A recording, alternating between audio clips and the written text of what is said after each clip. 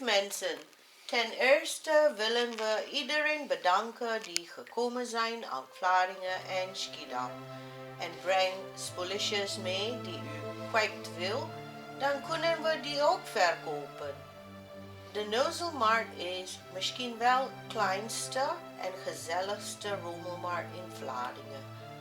Het heeft even geduurd, maar op zaterdag 9 april zijn we weer open. De Wouthof aan de Baarnhoeve, portiek 4, nummer 83 in Holy Noord van 10 uur tot ongeveer 15 uur.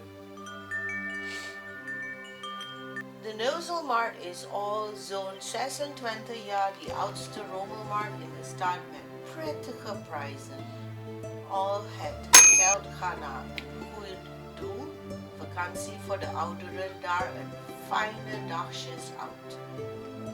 We bestaan einde van het jaar 26 jaar. Kom allen en maak ons los.